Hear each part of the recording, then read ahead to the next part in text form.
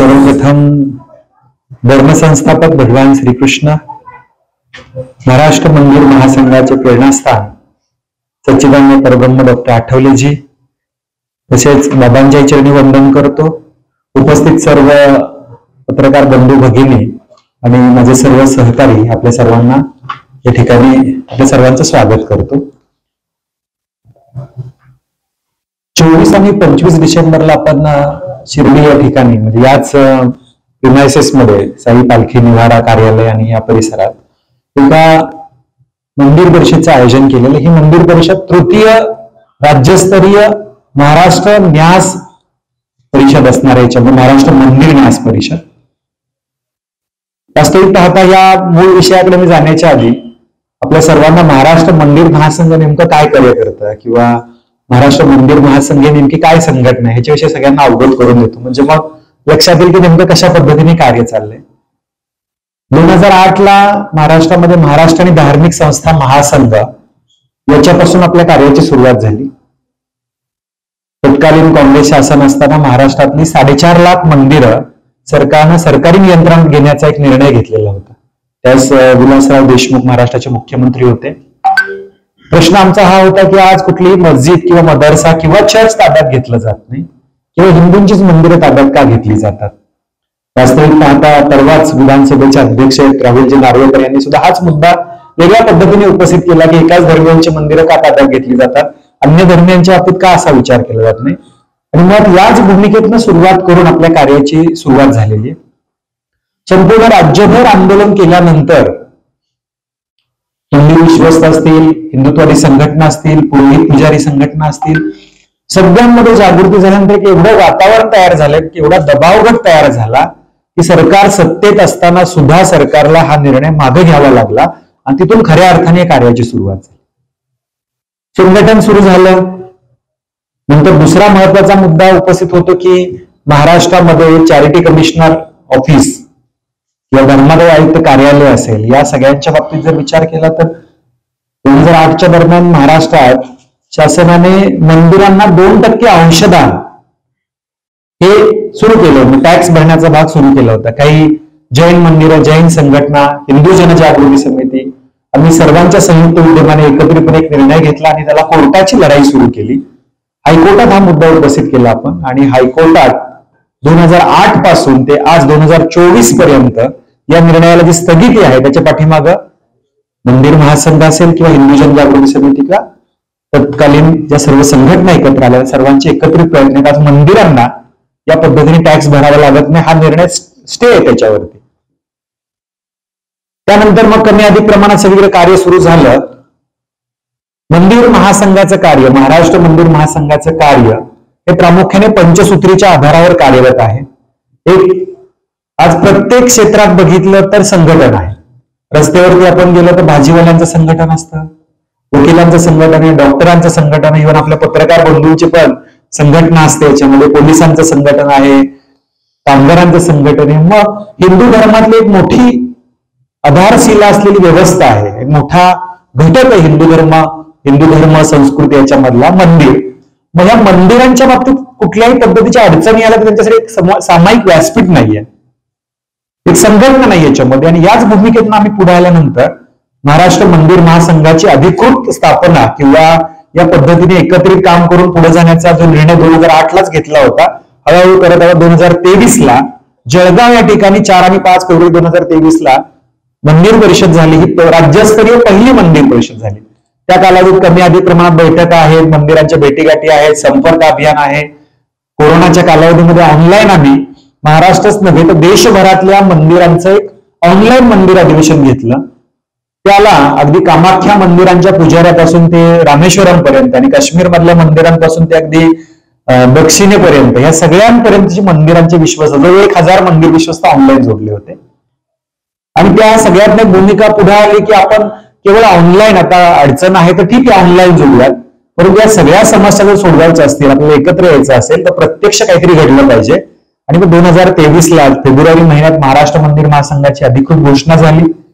मागच्याच वर्षी डिसेंबर महिन्यामध्ये ओझर या ठिकाणी आपली द्वितीय महाराष्ट्र मंदिर न्यास परिषद राज्यस्तरीय ही आपली ओझर अष्टविनायक या ठिकाणी पार पडली. त्याच्यामध्ये लेण्याद्री असेल अष्टविनायक किंवा तुमचं ओझरचं अष्टविनायक भीमाशंकर देवस्थान मंदिर महासंघांच्या संयुक्त विद्यमाने दुसरी मंदिर परिषद पार पडली आणि त्यानंतर तिसरी मंदिर परिषद होता 24 आणि 25 डिसेंबरला आपण शिर्डी या ठिकाणी घेतोय. साई पालखी निवारा जीवदानी माता मंदिर जे आपलं विरारचं आहे या ठिकाणी स्वप्नील जे स्वतः उपस्थित आहेत आज जीवदानी माता मंदिरचे पण आणि साई पालखी निवाराचे एक व्यवस्थापकीय प्रतिनिधी म्हणून या ठिकाणी उपस्थित आहेत. त्यांचं आम्हाला खूप मोठ्या प्रमाणात सहकार्य या मंदिर परिषदेला लाभलेलं आहे आणि हे मंदिर परिषद जे आयोजक जे आहे त्याच्यामध्ये महाराष्ट्र मंदिर महासंघ आहे. आपल्याला निमंत्रण पत्रिका पण जोडून दिलेली आहे. त्याचबरोबर जीवदानी माता देवस्थान जे आहे विरारचं ते त्या ठिकाणी आयोजक आहे. श्री साई पालखी निवारा कार्यालय हे जे आपलं पूर्ण प्रिमायसेस हे याचा आयोजक आहे. त्याचबरोबर ज्योतिर्लिंग भीमाशंकर देवस्थान त्याचा आयोजक आहे आणि हिंदू जनजागृती समिती असं 5 संघटनांच्या संयुक्त विद्यमाने ही मंदिर परिषद या ठिकाणी होते आहे. आता ही मंदिर परिषद घेण्याचा उद्देश नेमका काय आहे? ही मंदिर परिषद आधीची झाल्यानंतर काय गोष्टी साध्य झाल्या आपल्या सर्वांच्या समोर मांडण्याचा मी प्रयत्न करतो. प्रामुख्याने जर आता आपण पाहिलं याच्यामध्ये तर ही मंदिर परिषदेमध्ये अनेक ठिकाणी मगाशी मी म्हटलं की सरकारी हस्तक्षेप मंदिरांमध्ये असतो. हा सरकारी हस्तक्षेप थांबला पाहिजे कारण ज्या ज्या ठिकाणी सरकारी नियंत्रित मंदिरं आहेत ते सरकारी हस्तक्षेप आहे अशा ठिकाणी भाविक भक्तांच्या किंवा श्रद्धाळूंच्या श्रद्धांना जो विचार व्हायला पाहिजे तो विचार होताना काही ठिकाणी दिसत नाही. दुसरा महत्वाचा मुद्दा की अनेक ठिकाणी मंदिरांच्या जमिनी अनाधिकृत पद्धतीने बळगावल्या जात आहेत. कालच मी नागपूरमध्ये प्रेस कॉन्फरन्स घेतली, कदाचित आपल्याला त्याची प्रेस नोट आलेली असेल की शेकडो एकर जमिनी महाराष्ट्रामधल्या सरकारी अधिकारी तहसीलदार असतील, कलेक्टर असतील, त्या ठिकाणचे तलाठी असतील आणि बिल्डर लॉबी असेल किंवा काही मंदिरांचे विश्वस्त असतील त्याच्यामध्ये अशा सगळ्यांच्या संगनमताने विशेष करून सरकारी अधिकाऱ्यांचा रोल याच्यामध्ये खूप महत्वाचा आहे. कारण उदाहरण फक्त तुम्हाला मी सांगतो की अमरावती जिल्ह्यातलं एक कालेश्वर महादेव संस्थान आहे, सोमेश्वर महादेव संस्थान आहे. 5 एकर जमीन त्या ठिकाणी जवळ 50 कोटी रुपयांची जमीन केवळ 960 रुपयाप्रमाणे विकण्याचा घाट घातला होता. अगदी आज सकाळी त्याची ऑर्डर काढत करून दुसऱ्या दिवशी त्याची सुरुवात होणार या पद्धतीने त्या कलेक्टरनं आदेश काढला होता. मंदिर महासंघाच्या लक्षात आल्यानंतर आपण तत्काळ त्याला स्थगिती मिळवून लगेचच विभागीय आयुक्तांची भेटीगाठी घेतली आपल्या पदाधिकाऱ्यांनी त्या ठिकाणी आणि त्याच्यावर स्टे आणण्यासाठी प्रयत्न केला. 2 दिवसात आपण प्रेस कॉन्फरन्स घेऊन या संदर्भात जर अशा गोष्टी झाल्या, घोटाळे झाले तर त्याला शिक्षा होईपर्यंत मंदिर महासंघ शांत बसणार नाही अशी आपण भूमिका घेतली. त्याच्यानंतर बालाजी देवस्थान संस्थान अकोल्यामधलं त्याही ठिकाणी हाच प्रकार झाला आणि ह्या पत्रकार परिषद घेतल्यानंतर ज्यावेळेस आम्ही आपल्या माध्यमातून समाजापर्यंत हा विषय पोहोचवला त्यानंतर एक गोष्ट लक्षात आली की अनेकांच्या जमिनी अशा प्रकारे अडकलेल्या आहेत आणि ह्या जमिनींच्या बाबतीत त्याला कोण वाली आहे की नाही असा प्रश्न या ठिकाणी पडतो. आमच्याकडे भाऊबंदकीमध्ये बांध इकडे तिकडे झाला तर एकमेकांची डोकी फोडण्यापर्यंत प्रकार जातो. देवाच्या शेकडो एकर जमीन याच्या बाबतीत काय, मग हा भाग आपण सुरू केलेला आहे आणि आता 3 दिवसापूर्वी महाराष्ट्राचे मुख्यमंत्री देवेंद्रजी फडणवीस, उपमुख्यमंत्री एकनाथजी शिंदे, कॅबिनेट मंत्री भरतसेठ गोगावले यांच्याबरोबर आमच्या मीटिंग झाल्या आणि महाराष्ट्रामध्ये एक अँटी लँड ग्रॅबिंग ऍक्ट हा कायदा तत्काळ लागू करण्यात यावा ही मागणी आम्ही त्या ठिकाणी केली. कारण सध्याच्या विद्यमान कायद्यानुसार जे एक्झिस्टिंग सिव्हिल पद्धतीने गुन्हे दाखल होतात किंवा कारवाई होती ती पुरेशी नाही. ह्याच्यामध्ये क्रिमिनल लॉ प्रमाणे यांच्यावरती कारवाई झाली पाहिजे आणि अशा प्रकारचे कायदे हे आसाम, कर्नाटक, तमिळनाडू या राज्यांमध्ये, ओडिसा या राज्यांमध्ये ऑलरेडी आहे की ज्याच्यामध्ये जर असं कोणी जमिनी बळकावण्याचा किंवा त्या ठिकाणी अवैध पद्धतीने अतिक्रमण करण्याचा प्रयत्न केला तर 15 वर्षाची शिक्षा आहे. गुजरात राज्यामध्ये पण हा कायदा लागू आहे याच्यामध्ये. मग अशा प्रकारे या कायद्याची मागणी करणारी आमची भेट त्या ठिकाणी झाली आणि त्यांनी आम्हाला आश्वस्त केले विषय महत्वाचा आहे, सकारात्मक आहे आणि म्हणून या संदर्भात आम्ही आता हे अधिवेशन तर संपलेलं पण नेक्स्ट अधिवेशनापर्यंत या संदर्भात आम्ही निश्चितपणे हा विषय गंभीर त्याच्यावरती लक्ष घालून पुढचा भाग करण्याचा प्रयत्न करतो. याच्यामध्ये हा एकच विषय नाहीये. आज महाराष्ट्रामध्ये अनेक मंदिरांच्या जमिनी वक्फ बोर्डनं सुद्धा बळगावलेल्या आहेत. त्याच्या काही केसेस इव्हन आपल्या नगर जिल्ह्यातल्या अहिल्यानगर जिल्ह्यातल्या केसेस सुद्धा चालू आहेत. अगदी गुहाचं कानिपनाथ देवस्थान आहे, देवस्थानाच्या जमिनीवर त्या देवस्थानावर दावा लावण्याचा प्रयत्न. मी काही दिवसांपूर्वी शनी शिंगणापूरला गेलो होतो. शनी शिंगणापूरच्या 19 एकर जमिनी घेतल्या त्यांनी मुस्लिमांकडनं. घेतल्यानंतर काही दिवसांनी दावा मात्र वक्फ बोर्डला होता आणि सुप्रीम कोर्टमध्ये केस चालू त्याची. बीडमध्ये कंकालेश्वर मंदिर आहे, त्याच्या 12 एकर जमिनीवरती या ठिकाणी वक्फ बोर्डनं दावा लावलेला आहे. असं करत करत आम्ही जसं पुढे चाललो तसं अनेक ठिकाणची उदाहरणं समोर आली. आणि केवळ मंदिरांच्या जमिनी नाही, आज वक्फ बोर्डचा विषय घेतला, हाही विषय या ठिकाणी प्रामुख्याने चर्चेला जाणार आहे की वक्फ बोर्ड आणि वक्फचा कायदा जो 1995चा ऍक्ट आहे, या कायद्यात अमेंडमेंट नव्हे तर या कायद्यामध्ये कायदा रहितच झाला पाहिजे, ही प्रमुख मागणी या ठिकाणी आपली असणार आहे. आज जमिनी बळकावण्याचं षडयंत्र किती प्रचंड प्रमाणात या वक्फ बोर्डला अधिकार दिलेत, इक्वल टू हायकोर्ट. तुमच्या एखाद्या जिल्ह्यामध्ये जर एखादी वक्फ नोटीस पाठवली तुम्हाला तुमच्या मंदिराला, आजपासून ही जागा आमची आहे, तर किती अधिकार आहेत त्यांना? अधिकार 1, नोटीस पाठवल्यानंतर तुम्ही सिद्ध करायचं जागा तुमची कशी आहे. त्यांनी नाही सिद्ध करायचं, त्यांनी नोटीस पाठवायची फक्त. 2 महिन्याच्या ऑब्जेक्शन घेतलं नाही तर कायमस्वरूपी जागा वक्फ बोर्डची. बरं, ज्या वक्फ बोर्डमधनं ही नोटीस येते त्या वक्फ बोर्डचे पाठवणारे लोक तेच असतात आणि त्यांच्या समोर जाऊन तक्रारी करायच्या. बरं, वक्फ बोर्डच्या तिथल्या स्टाफला, तिथल्या सगळ्या लोकांना पब्लिक सर्वंटचा दर्जा, सरकारच्या खिशातनं पैसे जात आहेत त्या ठिकाणी. असं तर या महत्वाच्या गोष्टी समोर घेऊन आपण वक्फचा कायदा रहित झाला पाहिजे, अवास्तव अधिकार रहित केले पाहिजे, ही मागणी आपण करतोय. आपल्यापैकीच हिंदू जनजागृती समितीच्या काही पदाधिकाऱ्यांना नुकतीच जगदंबिका पाल यांनी एक मिटिंग बोलवली होती राष्ट्रीय स्तरावरची. वक्फ संदर्भात तुमचे काही ऑब्जेक्शन्स असतील तर आम्हाला त्या ठिकाणी एकत्रित चर्चा करायला बोलवलं होतं. आणि या संदर्भात पार्लमेंटरी कमिटीच्या बोर्डमध्ये सुद्धा आपलं सजेशन्स दिलेले आहेत. त्याच्या म्हणजे मंदिर सरकारीकरण मुक्त असेल, मंदिरांच्या जमिनी बळकावण्याची प्रकरणं असतील, त्याचबरोबर महाराष्ट्रामध्ये किंवा देशभरामध्ये अशा अनेक मंदिरं आहेत की ज्या मंदिरांचा जीर्णोद्धार आज अनेक ठिकाणी दुर्लक्षित झालेला आहे. हा जीर्णोद्धार होणं आवश्यक आहे, त्याचं संवर्धन होणं आवश्यक आहे. ते संवर्धन या जीर्णोद्धार करत असताना पारंपरिक जी पद्धत आहे त्याच पद्धतीने तो झाला पाहिजे. नाही तर बऱ्याचदा असं होतं की जीर्णोद्धार म्हणजे किंवा संवर्धन म्हणजे सुशोभीकरण, त्या ठिकाणी नवीन पद्धतीने सगळ्या गोष्टी दाखवल्या जातात, केल्या जातात, हे व्हायला नको याच्यामध्ये. असं त्याचबरोबर पुरोहित पुजाऱ्यांच्या काही समस्या आहेत. मंदिरात कार्य करणारे अनेक पुजारी आहेत. आज आंध्र प्रदेश सरकार असेल, दिल्ली सरकार असेल, ओडिशा सरकार असेल, मस्जिदीत बसलेल्या मुल्ला मौलवींना बांग देण्यासाठी 15-15, 18-18 हजाराचा पगार देत आहे. आंध्र प्रदेशचं सरकार सुद्धा मौलवींना पण पगार देतं आणि आमच्या पुजाऱ्यांना पण पगार देतं. पण तुम्हाला आश्चर्य वाटेल, पुजाऱ्यांना महिना मासिक वेतन किती असेल कल्पना करा तुम्ही. मंदिरांमध्ये करणार आंध्र प्रदेश राज्यामध्ये सेवेकरी म्हणून असणाऱ्या पुजाऱ्यांना मासिक वेतन आहे 250 रुपये. आमच्या देवाला हार घालायचं म्हणलं तरी 250 रुपयाचा हार घालावा लागतो आम्हाला. तेवढा कमीत कमी पैसा खर्च करायला लागतो. महाराष्ट्रामध्ये जो कायदा आहे कामगार ऍक्ट, त्याच्यामध्ये मिनिमम वेजेस ऍक्ट नुसार सुद्धा कुठल्याही कामगाराला मिनिमम रोज 371 रुपये दिले गेले पाहिजे. कायदा सांगतो जवळजवळ 3,500 पेक्षा जास्त रक्कम दिली पाहिजे. त्या ऍक्ट अंतर्गत जरी विचार केला तरी पुजाऱ्यांचं कुठं वेतन बसते त्याच्यामध्ये. बरं, एकाला एक न्याय दुसऱ्याला दुसरा न्याय, हे कसं ह्याच्यामध्ये? म्हणजे एकंदरीतच पुजाऱ्यांच्या सुद्धा अनेक समस्या या ठिकाणी आहेत. याही विषयी आपण मंदिरांमध्ये किंवा एकंदरीत ज्या परिसरांमध्ये हा विषय चर्चेला घेतोय, सरकारकडे त्यांच्याही समस्या मांडण्याचा प्रयत्न करतोय. महाराष्ट्र मंदिर महासंघाला एक अधिकृत संघटना घोषित करावा अशी मागणी या ठिकाणी आहे. भक्तांना मंदिराशी जोडण्यासाठी विविध उपक्रमांची आपण सुरुवात केलेली, ज्याच्यामध्ये सामूहिक आरती असतील, सामूहिक उपासना असतील. म्हणजे मंदिर महासंघाच्या पंचसूत्रीतलं दुसरं सूत्र आहे की मंदिरं ही सनातन धर्म प्रचाराची केंद्र झाली पाहिजे. पहिलं मी तुम्हाला सांगितलं की मंदिरातलं आपापसातलं संघटन, मंदिरांचा आपापसातला समन्वय, मंदिरांचं सुरक्षा. परवाची घटना आहे सातारा जिल्ह्यामधल्या एका देवस्थानामध्ये, त्या ठिकाणी मूर्तीची तोडफोड झाली, विडंबना झाली त्या ठिकाणी. पण दुर्दैव असं असतं की मूर्तीची विडंबना झाल्यानंतर पोलिसांचा हा प्रयत्न असतो की तो व्यक्ती जो असतो तो माफीफिरू कसा ठरेल.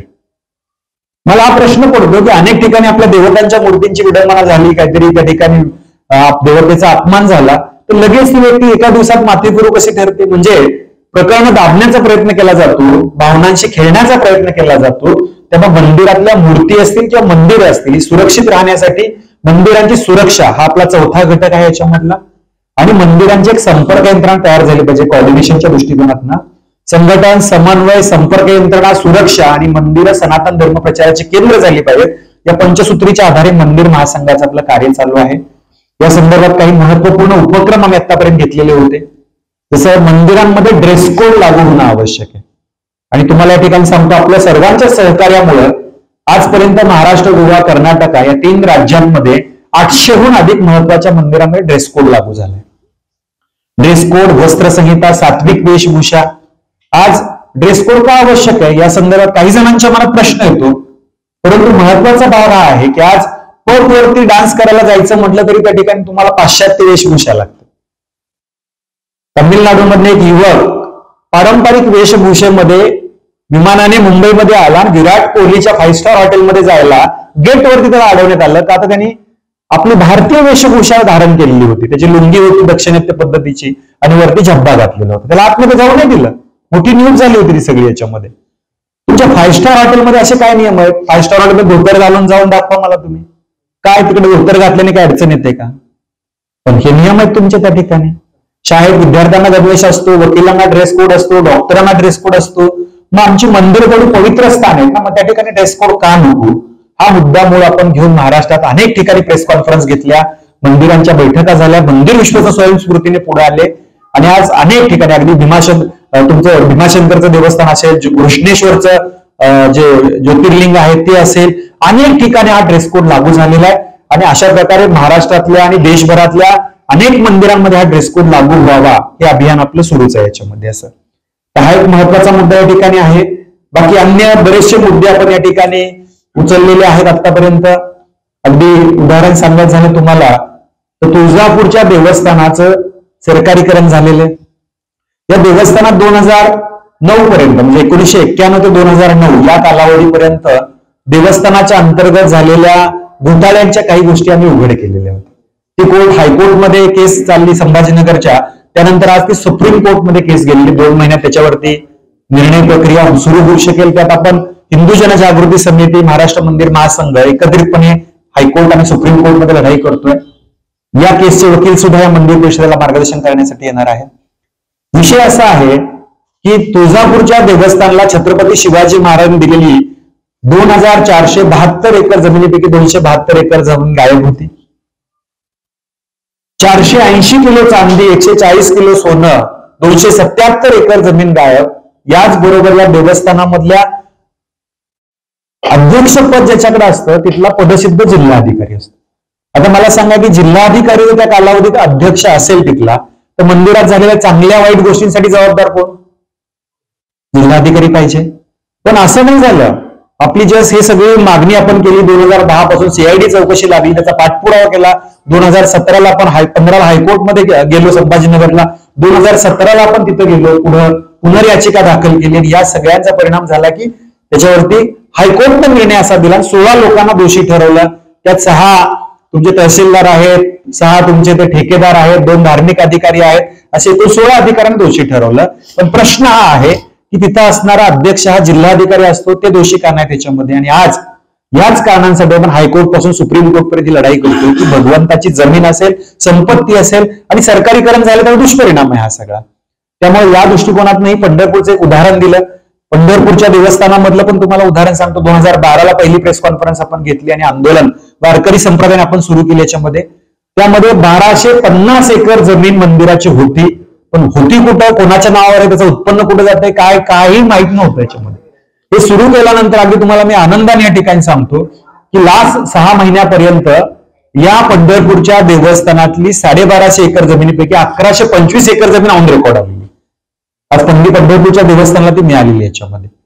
त्यामुळं या अनुषंगाने प्रयत्न आपले सगळीकडे चालू आहे त्याच्यामध्ये आणि या संदर्भातही जागृती चालू आहे. आता मूळ मुद्दा जो आहे की या सगळ्यांच्या जागृतीच्या दृष्टिकोनातून काहीतरी प्रयत्न केले पाहिजेत. मंदिर एकत्र आली पाहिजे. जशा या सरकारीकरण झालेल्या मंदिरातल्या समस्या आहेत तशा छोट्या मोठ्या अनेक मंदिरांच्या समस्या आहेत. त्या समस्या सोडवण्यासाठी एक व्यासपीठ म्हणून मंदिर महासंघ आहे. या सर्वांचं एकत्रीकरण म्हणून महाराष्ट्र मंदिर न्यास परिषद आहे आणि ही परिषद 24 आणि 25 डिसेंबरला आपल्या शिर्डी या ठिकाणी होते आहे. या मंदिर परिषदेला प्रामुख्याने जे वक्ते म्हणून लाभलेले आहेत ते हायकोर्ट आणि सुप्रीम कोर्टचे जे सुप्रसिद्ध वकील आहेत ऍडव्होकेट विष्णू शंकर जैन, जे स्वतः ज्ञानव्यापी मंदिराच्या संदर्भात लढा देत होते, देता आहेत. मथुराच्या प्रकरणात चालू आहे, भूलशाळेच्या प्रकरणात चालू आहे की जी मंदिरं पूर्वीची होती आणि त्याचं नंतर मशिदीत रूपांतर झालं. मुघल आक्रमकांपासून ज्यांनी ते सगळं केलं, या सर्व मंदिरांच्या सर्वेक्षण असेल, त्याच्या केसेस असतील, प्लेसेस ऑफ वर्शिप ऍक्ट जो 1991 चा तो रहित करावा असेल, वकफ बोर्ड कायदा रहित करावा, या सगळ्या लढाईमध्ये जे अग्रेसर आहेत ते विष्णू शंकर जयंती स्वतः आहेत. त्याचबरोबर जैन टेम्पल ट्रस्टचा एक 500 ट्रस्टचा एक मास्टर ट्रस्ट आहे, त्याचं नाव आहे महाजन ट्रस्ट, आणि अतिशय चांगल्या पद्धतीने त्यांचं काम चालेल. त्या ट्रस्टचे जे अध्यक्ष आहेत गिरीश शहा म्हणून, ते स्वतः उपस्थित राहणार आहेत.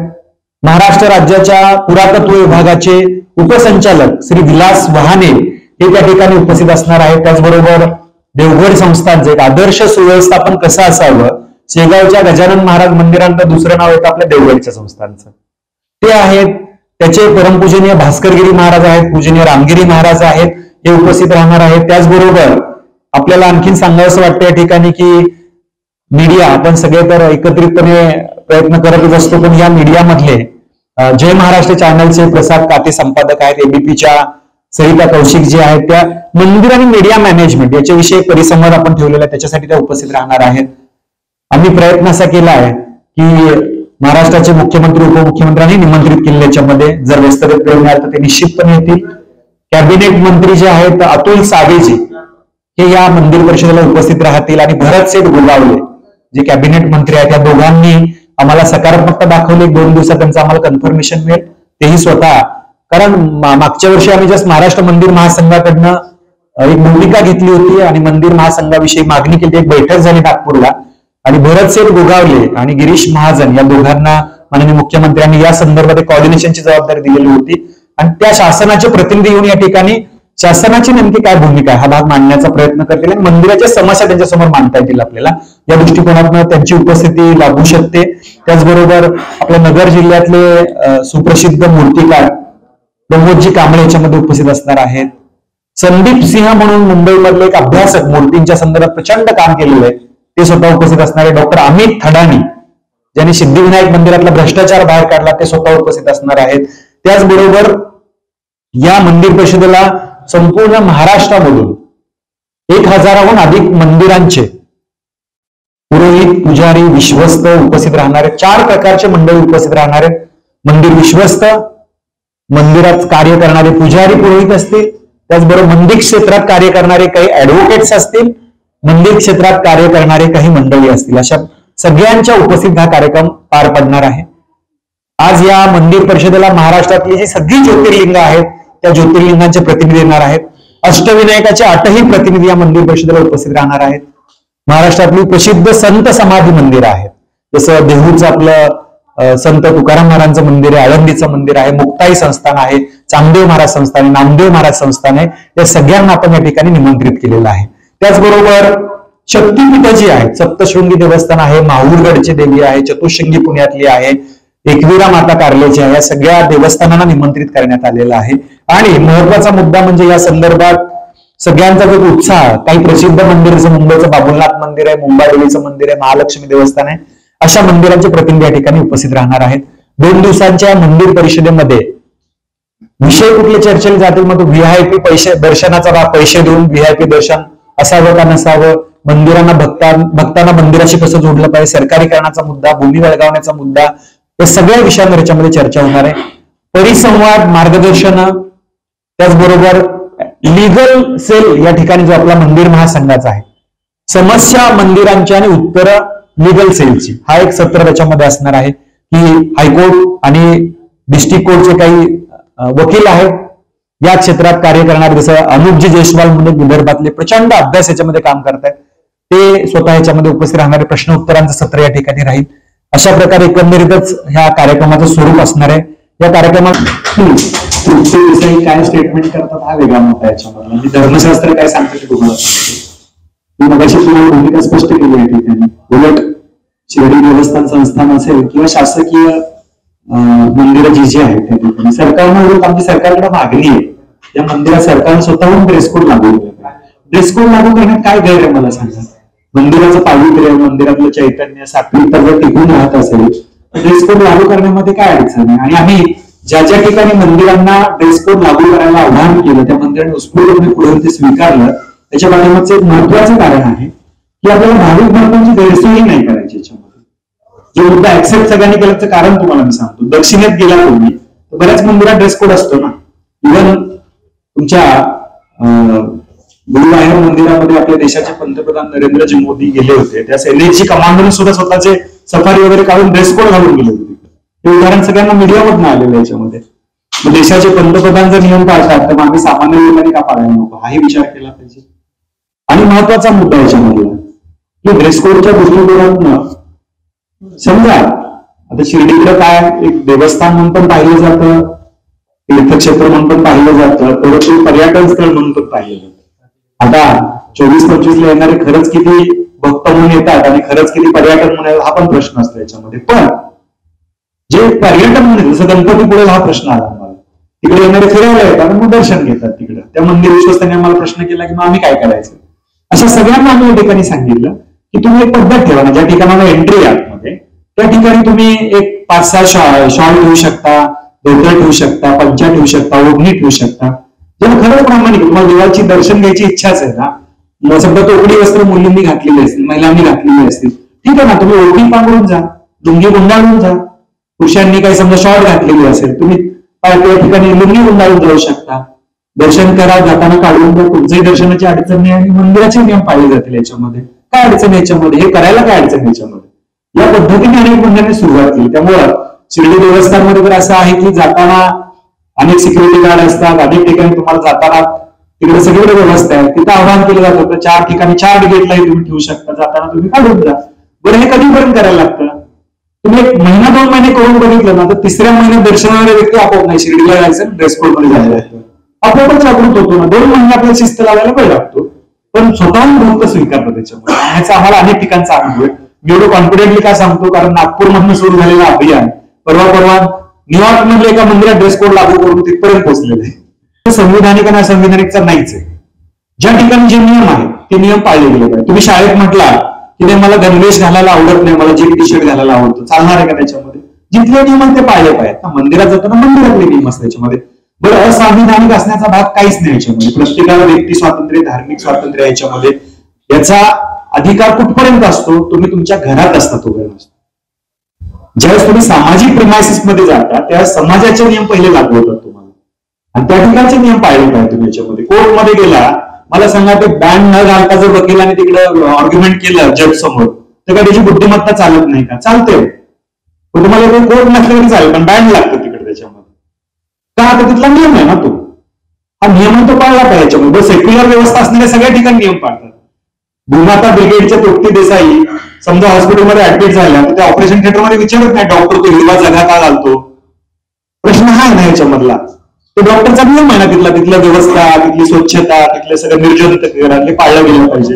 निश्चित आवाहन करणार आम्ही, सरकारला विनंती करणार, मंदिर प्रशासनाला आवाहन करणार की शिर्डीच्या मंदिरात सुद्धा ड्रेस कोड लागू करावा त्यांनी. आम्ही काय जोर जबरदस्ती कोणाला करत नाही. शेवटी आवाहन करणं हे आमचं काम आहे आणि आवाहन केल्यानंतर त्यांनी ते स्वीकारलं पाहिजे. उलट आम्ही म्हणतो की आम्ही आवाहन करण्यापेक्षा मंदिर प्रशासनाने पुढे येऊन म्हटलं पाहिजे हे आवश्यक केलं पाहिजे. तुम्ही बाकी सगळ्या गोष्टी व्यवस्थित पाहताना शिर्डीचंच मंदिर नाही, अगदी सगळी सरकारीकरण झालेली मंदिर त्या सगळ्या मंदिरांनी हे लागू केले पाहिजे अशीच आमची मागणी आहे. प्रचंड जागृती आणि कार्यकर्ते आपले काम करत आहेत, निमंत्रण देत आहेत. म्हणजे प्रत्येक गावामधून जरी तुम्ही म्हटलं की पाटसा इथे येणार आहेत, 1000च्या वर मंदिराशी संबंधित लोक इथे येणार आहेत तरी काही वावग होणार नाही. आणि एक मेळा आहे,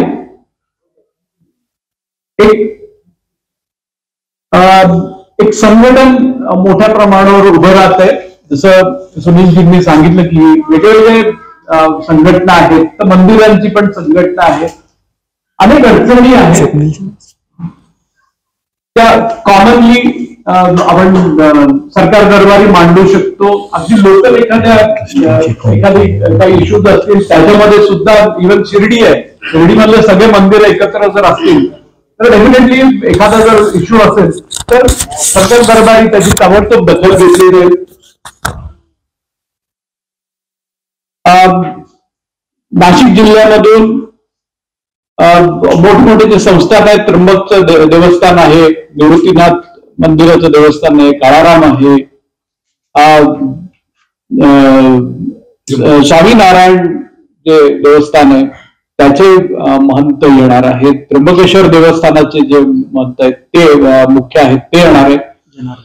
जनार्दन स्वामी जे मंदिर देवस्थान आहे त्यांचे सर्व लोक येणार आहेत. प्रत्येक जेवढे विश्वस्त आहेत प्रत्येक जण प्रयत्न करतो प्रत्येक लेवलला आणि प्रत्येकाला मार्गदर्शन करतात आणि त्यामुळे जनजागृती चांगली होते. मंदिराच्या लोकांमध्ये जेवढे काही सदस्य आहेत त्यांची जनजागृती होत आहे आणि त्या माध्यमातून त्यांना ज्या अडचणी येत आहेत प्रत्येकाला त्या अडचणीचं इथे निरसन होतंय.